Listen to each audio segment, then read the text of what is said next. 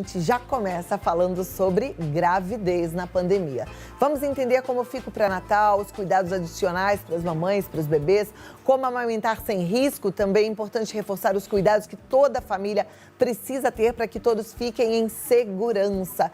E para conversar com a gente, eu recebo via Skype a ginecologista e obstetra Carolina Cursi. Doutora Carolina, seja bem-vinda, como vai? Pelo convite, por esse espaço para a gente falar de um assunto tão importante, né? É importante. Eu fico pensando que nesse momento deve ser muito difícil você descobrir que está grávida, né? Porque a gravidez já traz tanta incerteza, principalmente quando é a primeira gestação. Eu fico imaginando a primeira gestação no momento de pandemia. Normalmente as gravidinhas são mais jovens, quer dizer, muita ansiedade. E, de fato, a gente precisa tomar cuidados, né? A gente precisa saber de coisas que antes a gente nem precisava se preocupar. Que coisas são essas, doutora? Então, eu quero explicar um pouquinho, né, que é como você falou dessa ansiedade da gestação, nesse momento que a gente está passando a questão do Covid, essa questão da pandemia, né? Então, primeiro, que agora sim, após um ano de pandemia e de estudos, é que a gente consegue orientar um pouco mais, né? Mas nós médicos também passamos por esse momento de incerteza, Cláudia. Foi muito difícil para a gente o início da pandemia, porque para nós mulheres, a gente não tem essa questão do tempo, né? Então, para nós, imagine você tá lá, casou, passou a fase do casamento, se programou para uma gestação. E aí vem uma doença que a gente está aprendendo, na verdade, ainda tudo que está acontecendo, né? A gente não tem estudos, uma medicina baseada em evidência a longo prazo, então a gente vai juntando relatos, né? O que aconteceu em tal país, em outro país, e aí a gente vai tentando montar estatística, né? Mas imagina as mulheres que se viram durante essa pandemia e aí falaram assim, vou ter que postergar o sonho da maternidade, né? E a gente sabe que mulher não tem esse tempo de ficar postergando, a gente sabe que acima dos 35 anos tem todos os riscos de postergar uma gestação, né? Então a gente passou por todos esses tipos de acolhimento, né? E a gente precisou explicar para essas mulheres, aquelas que engravidaram, os excessos, vamos redobrar, triplicar o cuidado e como que eu explico para minha paciente que está tentando gestação e falar, olha, agora não é hora de engravidar porque a gente não tem tanta evidência para te dar uma tranquilidade, né? Então foi bem difícil, Cláudia, para a gente explicar para todas as mulheres e dar esse acolhimento, né? Então, elas no início se assustaram e simplesmente abandonaram o pré-natal. A gente passou no início da pandemia um abandono de pré-natal, de tanto medo delas saírem de casa, delas se contaminarem. Então, elas queriam ficar fazendo telemedicina, coisa que a gente não consegue, porque tem que ver peso, tem que ver pressão, tem que pedir exames. Então, foi bem difícil. Só que aí vieram as sociedades brasileiras de ginecologia, de obstetrícia, cada regional de cada estado, e aí foi dando todas as orientações, que pré-natal não pode parar, que pré-natal não pode ficar só na telemedicina. Então, nós médicos nos organizamos para poder receber as pacientes gestantes no consultório. Então, a gente limitou o número de acompanhante, então só pode um acompanhante por gestante, né? A gente limitou a questão de horário, a gente limitou essa questão de não ter recepção.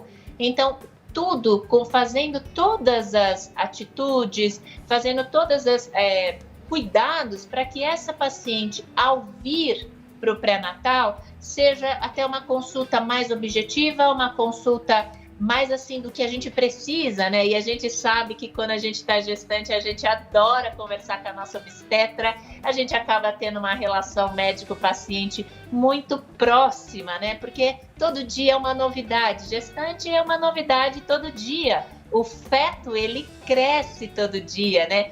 Então, a gente gosta de estar junto com as pacientes, mas neste momento, por recomendação de todas as sociedades brasileiras, a gente tem seguido todos os protocolos. E é claro, vendo a temperatura quando elas chegam no consultório, aquelas que testam positivo ou falam que estão com sintomas, a gente nem deixa vir. Posterga um pouquinho essa consulta. Para quê? Para a gente preservar as outras mulheres, né? Então, a gente tem feito todas essas atitudes, mas não tá fácil, Cláudia. Eu acho que muito importante essa sua mensagem que você leu. Acho que a gente precisa ter maior essa confiança, a gente precisa se agarrar em Deus nesse momento. Eu sou uma pessoa temente a Deus, falo de Deus em todas as minhas consultas, porque eu acho que se não for por Ele, né, quem que vai dar essa calmaria e essa tranquilidade para todas as mulheres? A gente tem que pensar naquelas que estão tentando o sonho da maternidade e estão tendo que postergar. Puxa vida, como foi bom te ouvir já. Eu tenho certeza que muitas mamães já se sentem acolhidas nesse momento. Agora, ficou bem claro que, para quem ainda não está grávida, não é o momento, precisa esperar um pouquinho. É isso? Eu entendi certo? Aí nesse momento, o que a gente orienta, Cláudia? É assim, se você tiver abaixo dos 35 anos, você tiver uma boa reserva ovariana, né, passou com o seu ginecologista, conversou com ele, você não tem uma patologia que te acelere, é recomendável sim postergar a maternidade. Mas eu não consigo ter dados médicos, uma medicina baseada em evidência e te falar, Cláudia, olha, se a mulher engravidar, vai acontecer isso, isso, isso e isso. Nesse momento, a gente não tem. O que a gente sabe, os maiores dados da Covid-19 para a gestante a gestante, ela já está com o estado imunológico dela comprometido, né? Pela gestação, pelas alterações hormonais, né? Então, ela já está comprometida. Quando essa gestante tem esse Covid-19, desenvolve a patologia Covid-19 no terceiro trimestre, né? A gente sabe que o parto fica um pouco mais antecipado, tá? Então, isso realmente pode acontecer. Logo, os primeiros estudos mostraram que realmente ocorre uma antecipação do parto. No início a gente tinha poucos estudos, então geralmente as mamães ganharam os partos aí com 36 semanas, então não era tão limítrofe, mas hoje a gente já sabe sim que antecipa esse parto para a gestante que se contaminar. E a gente está começando a coletar aí alguns dados para falar do Covid-19 no primeiro trimestre, que é o período de maior risco para o feto, né? Tudo que a gente puder evitar no primeiro trimestre, Cláudia, é claro, qualquer coisa, desde o tipo pintar um cabelo, desde o tipo tudo que eu puder, contato com produtos químicos e tudo mais, sempre postergar, passar esse primeiro trimestre, né? Porque é o momento da formação do bebezinho, de maior formação do fetinho. Tá joia. Eu vou te pedir 2 minutinhos e quero na volta que a gente converse sobre as vacinas, porque essa é uma dúvida das mamães também, tá bom? Então me dá 2 minutos e a gente se encontra.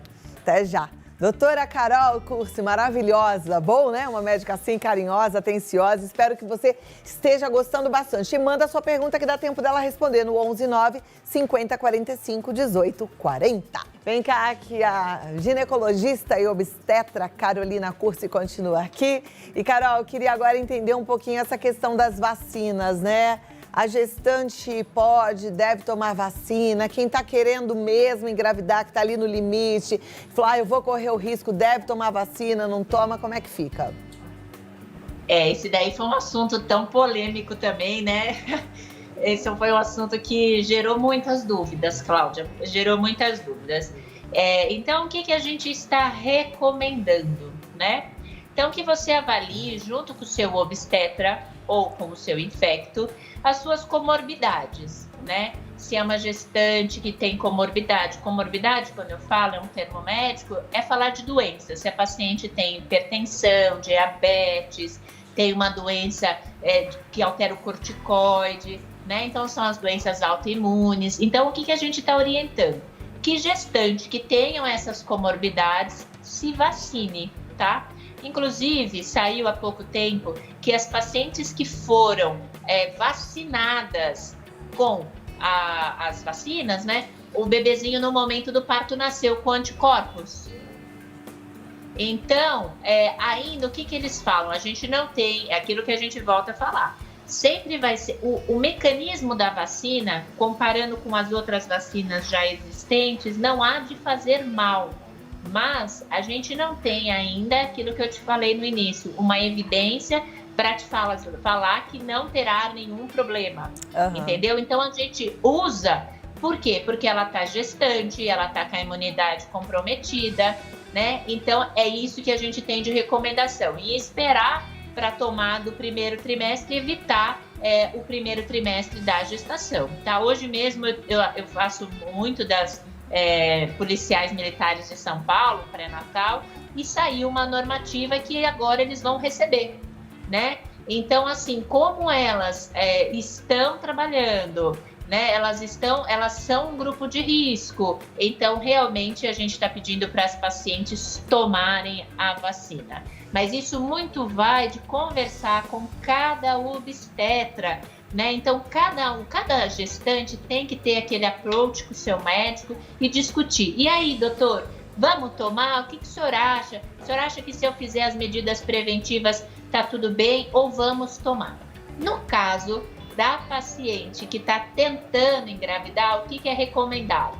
Tomar a vacina, mas esperar de 30 a 60 dias para começar as tentativas. Isso é uma sugestão, também não tem um protocolo único, tá? Eu atendo as meninas da fisioterapia ali do pessoal da HC, então elas também estão tomando. Então a gente não tem um protocolo único. É aí que gera dúvida, né, Cláudia? E aí as mulheres ficam tão perdidas. Porque a partir do momento que eu tenho um protocolo único, a partir do momento que eu tenho essa medicina baseada em evidência, eu posso fazer para todo mundo. Mas, sim, já tive casos de pacientes que falaram para mim, doutor, eu não vou tomar, eu vou redobrar os cuidados, porque a gente está deixando todas as gestantes de home office, então a gente não é que a gente afasta do trabalho, né? A gente deixa todas de home office. Então tem gestantes, não vou mentir, né? Tem gestantes que falaram para mim, doutora, eu prefiro ficar em home office, continuar com a minha prevenção, e eu não tenho contato com ninguém, só com o meu marido, primeiro bebezinho, eu não quero tomar. Como é que eu vou obrigá-la, né? Entendo. Bom, e é realmente uma questão aí que deve ser levada muito em consideração, né? Porque a gente, como você disse, não tem evidência científica ainda por ser uma doença nova. De forma geral, um recado, então, para a família, para essa gestante. Quais são os cuidados que a gente precisa redobrar no caso da Covid-19? Eu acho que é o que eu falo, eu costumo explicar para as minhas pacientes. Descobriu que está gestante, a gente vira aquela gente no potinho, sabe? Aquele que era aqueles vidrinhos, gente no potinho. Lembro. A gente vira gente no potinho. Eu acho que tem que parar de sair de casa, tem que tentar ficar de home office, conversar com o seu patrão, com a sua patroa, e a família entender que neste momento a gente quer fazer chá de bebê, a gente quer fazer chá revelação, a gente entende, mas nesse momento a gente não tem como garantir que aquela pessoa que vai entrar na sua casa não está contaminada e ainda não desenvolveu os sintomas. Eu acho que as viagens podem esperar, fica dentro de casa, né? Vamos aguardar passar tudo isso. Se você conseguir, tome a vacina, converse com o seu obstetra, mas eu acho que a gente precisa fazer uma força-tarefa. Eu sei que elas ficam muito tristes, Cláudia, isso é importante. No parto, os familiares dos hospitais não estão liberando a entrada. Faz videochamada, chama no WhatsApp, né? Faz de alguma maneira para a família conhecer. Mas respeita, né? Ela está com a imunidade comprometida, vamos cuidar. Eu falo que as minhas gestantes é gestante no potinho. Deixa ela lá quietinha. Quando sair tudo isso, pode ser que amanhã publiquem a medicina baseada em evidência, e aí eu te mando uma mensagem, Cláudia, eu vou precisar falar de novo, porque agora a gente tem dados.